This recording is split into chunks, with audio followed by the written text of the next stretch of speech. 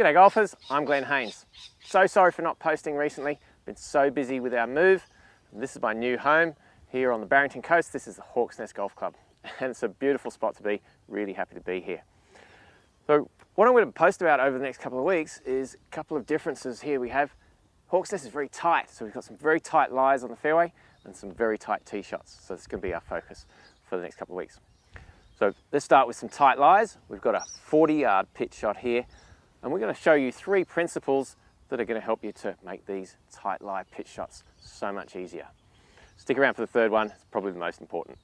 Welcome to Aussie Golf Pros, where we help you make the most of your game.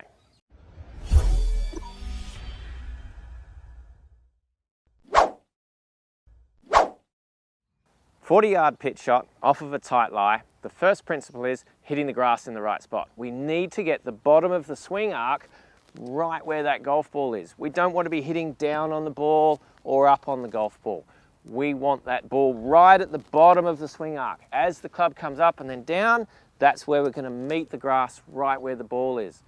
We don't want any downward or upward motion of the club head as we're hitting the ball. And that's going to give you most margin of error. We want some forgiveness here because it's so tight. And getting the bottom of the swing arc right where the ball is going to give you your best chance of good contact.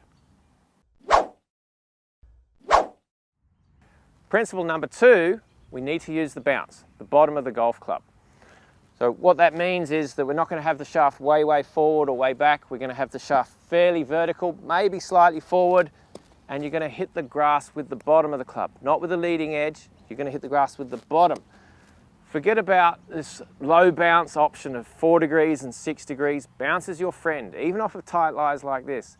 It gives you some confidence to hit into the grass and knowing that you're not going to dig in. You want to be using that bounce. And that's a really important principle for a lot of shots around the greens, is to use the bounce effectively. Bounce is your friend. So we're getting to the third in a minute. Club selection is important. I have plenty of green to work with here, so I've got a couple of options. I can pitch and run it, or I can fly it all the way up to the green. So I'm going to hit both shots. The first one with a gap wedge, a 50-degree wedge, and then the second one I'll hit with the 60-degree, the lob wedge. So the third principle, and this is really important, you've got to stick your finish. We want some commitment here, so sticking that finish at the optimum length, so it depends on how long the shot is. If it's a shorter chip, then you're going to stop here. If it's a longer shot, then up here. So your follow through has to match how long the shot is. And sticking your finish is really going to help you improve your confidence and up your commitment level to these shots. And let's face it, if you don't commit to these, you're going to mess them up pretty easily. All right, let's have a go with the gap wedge. So obviously this is going to roll a little bit. I'm going to land it on the bottom. It's going to skip up, roll a little bit to the left. And getting that bottom of the swing arc in the right spot, hitting that grass with the bottom, with the bounce of the club, and then we're going to stick that finish.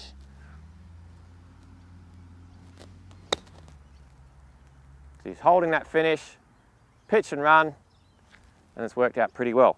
I've taken a small divot. You don't need to take a divot. Bruising the grass is fine, but I used the bounce. I didn't dig in, and I got the result I was looking for with the pitch and run. So using a lob wedge, a little bit more problematic. You have less margin of error, 60 degree, but the same principles apply. We want the bottom of the swing arc to meet that golf ball. We want to use the bounce. We want to turn through and stick the finish. So now I'm using lob wedge. It's going to be a little bit longer swing, so I'm going to stick that finish, still turning through. Got to get that belly around to the target. A little bit longer backswing and follow through, but still sticking that finish. So you see, a little bit longer swing, again holding that finish. I can't stress enough how important it is for your mentality, for your confidence, your commitment to these shots. It's probably more important than anything you do technically, is to commit to it. So these tight lies are pretty firm at Hawks Nest. The soil is very sandy, drains very well. But if you're interested in learning how to play the soft and wet lie, then watch this video next. There's your free download from all of the tips from today's lesson. We look forward to your company next week. Are you the best golfer you can be?